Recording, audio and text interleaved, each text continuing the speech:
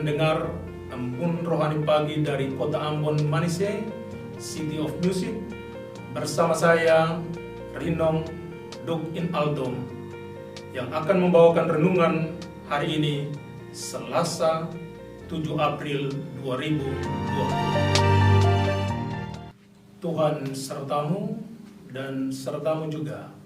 Inilah Injil suci Yesus Kristus menurut Santo Yohanes. Dimuliakanlah Tuhan. Di dalam perjamuan Paskah dengan murid-muridnya, Yesus sangat terharu lalu bersaksi, "Aku berkata kepadamu, sesungguhnya seorang di antara kamu akan menyerahkan aku." Murid-murid itu memandang seorang kepada yang lain. Mereka bertanya-tanya siapa yang dimaksudkannya. Seorang di antara murid-murid Yesus, yaitu murid yang dikasihinya, bersandar dekat kepadanya di sebelah kanannya. Kepada murid itu Simon Petrus memberi isyarat dan berkata, "Tanyakanlah siapa yang dimaksudkannya."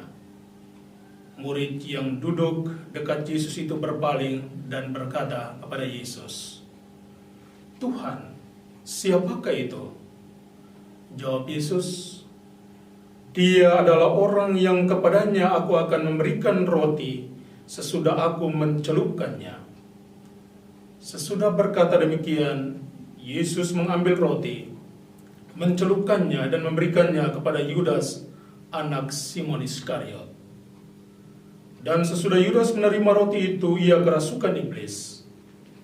Maka kata Yesus kepadanya, "Apa yang hendak kau perbuat, perbuatlah dengan segera."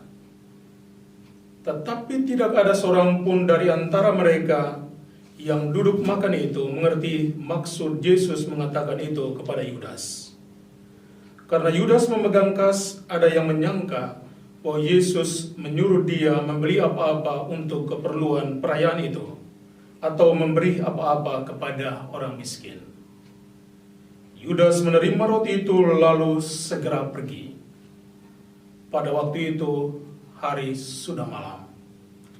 Sesudah Yudas pergi, berkatalah Yesus, "Sekarang Anak Manusia dipermuliakan, dan Allah dipermuliakan di dalam Dia.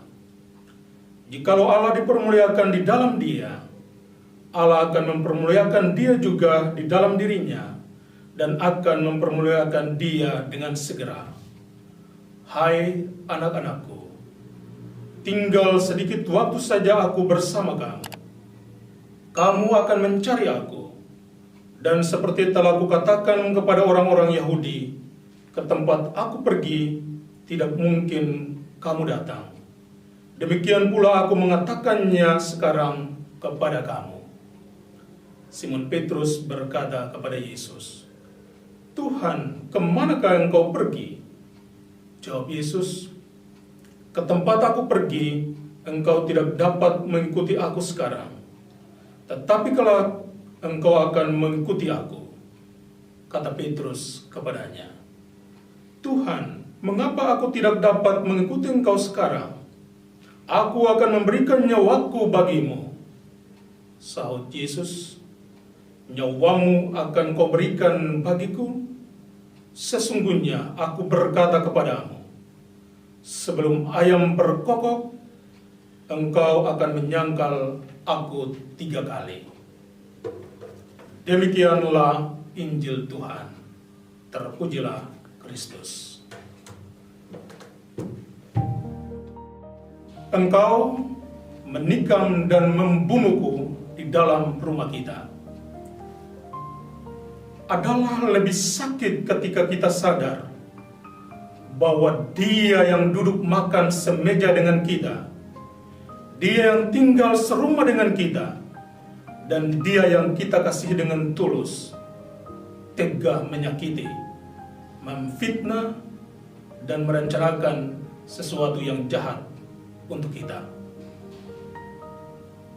Kata-kata di atas melukiskan apa yang dialami oleh Yesus dari orang-orang yang dikasihinya, yakni murid-muridnya sendiri. Yang satu diperankan oleh Simon Petrus yang rela mati untuk sang guru, demikian katanya. Tetapi ketika tantangan datang menghadang, ia berani menyangkal Yesus. Sedangkan yang lain diperankan oleh Yudas, yang karena keinginan bahkan keras-kusan akan uang, berani menjual sang guru untuk mendapatkan 30 keping perak. Dan lihatlah bahwa pengkhianatan dan penyangkalan kedua murid itu terjadi di dalam makan bersama dengan sang guru, di dalam rumah sendiri. Makanan yang terkunyah di dalam mulut terasa pahit dan hambar akibat niat dan rencana jahat. Sesaat kita membayangkan apa yang dipikirkan dan dirasakan oleh Yesus ketika ia tahu bahwa orang-orang yang dikasihinya, yang berjalan bersama-sama dengan dia, yang tidur, yang makan dan minum bersama-sama dengan dia selama 3 tahun, tapi itu belum cukup untuk meyakinkan mereka bahwa sang guru mencintai mereka. Pagi ini ku datangi para sahabat dan mengajakmu untuk bermenung dan bertanya diri secara jujur.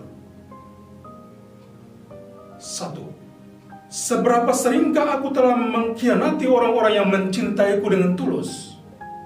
Orang tua, suami, istri, anak-anak, bahkan kekasihku. 2. Seberapa seringkah aku merencanakan sesuatu yang jahat kepada orang lain, walaupun aku tahu bahwa mereka tidak bersalah kepadaku? Dan 3. Apa reaksiku ketika aku mengetahui bahwa orang-orang terdekatku yang kucintai merencanakan mengkhianatiku, membohongiku, menikamku dari belakang? Apakah aku balik menyerang mereka dengan kata-kata dan perbuatan yang lebih jahat? Ataukah aku rela dan berani memaafkan dan menuntun kembali mereka ke jalan yang benar? Para sahabat yang terkasih, mungkin engkau saat ini pernah juga menjadi seperti Yudas Iskariot dan Simon yang menyangkal, mengkhianati orang-orang yang mencintaimu dengan tulus. Tapi pagi ini, kuyakinkan engkau sekalian para sahabat, bahwa engkau akan bangkit seperti Petrus yang menyadari kesalahannya, lalu bertobat dan kembali kepada sang guru, merasakan kembali erat dan mesranya cinta sang guru kepadanya. Tapi ada satu jalan dan syarat yakni pertobatan. Pertobatan akan membuka ruang bagi perubahan, dan perubahan akan menjadikanmu berkat bagi orang-orang di sekitarmu. Engkau pasti bisa melakukannya. Selamat beraktivitas untuk para sahabat. Salam dan doa dari seorang sahabat untuk para sahabatnya, Rino Duk in Altum. Terimalah berkat Tuhan dariku dalam nama Bapa dan Putra dan Roh Kudus.